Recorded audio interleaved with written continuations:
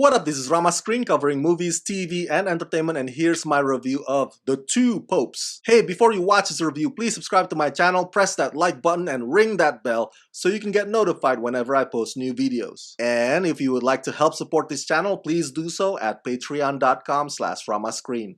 That's patreon.com/ramascreen. Let's rock this. Yes, director Fernando Meirelles is back. I was a huge fan of his 2002 film City of God. I wasn't really too crazy about The Constant Gardener and Blindness, but Meirelles' films, what attracted me to them is that they were always bold and unafraid. Now, The Two Popes is a masterpiece for us fans who love dialogue-driven cinema, because this is mostly just two people having conversation with one another almost the entire time. So you can say that the invisible third lead star next to Anthony Hopkins and Jonathan Pryce is actually the smart, witty script written by Oscar nominee Anthony McCarten. The Two Popes is inspired by true events about one of history's most dramatic transition of power. Jonathan Pryce plays Cardinal Bergoglio, who's frustrated with the direction of the Catholic Church. He goes to Vatican to request permission to retire in 2012 from Pope Benedict, played by Anthony Hopkins, but Pope Benedict keeps delaying granting Bergoglio's request. What ends up happening is that they have long debates and chats about everything that has to do with the church, including the abuse scandal and self-doubt.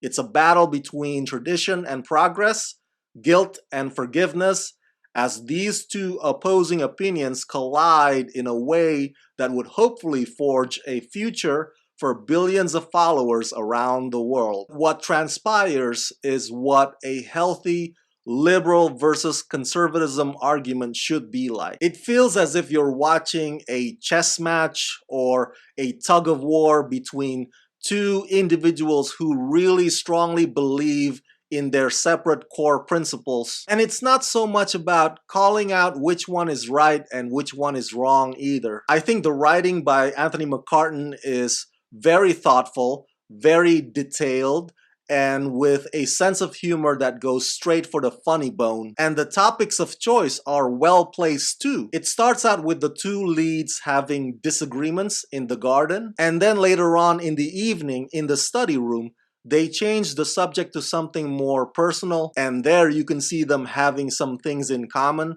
like their bonding. And then the next day, within those majestic Vatican walls, it's round two again of them trying to make their case to each other. The goal is not for them to see eye to eye, but for them to come to an understanding. And all the while, the film also challenges the audience's preconceived notion and our worldview. For those of us who may not be familiar with what the Vaticans look like, or the inner workings of the papacy, director Fernando Meirelles and his amazing crew go above and beyond to recreate not only the breathtaking surroundings, but also the meticulous process in which the cardinals pick the next pope. Those elements in this movie give out that magnificent, awe-inspiring presence that you can't help but admire, even if you're not particularly religious. Which leads me to my last but certainly not least point. Anthony Hopkins and Jonathan Pryce are national treasures. Those two provide some of the best on-screen acting you'll see this year. And they're like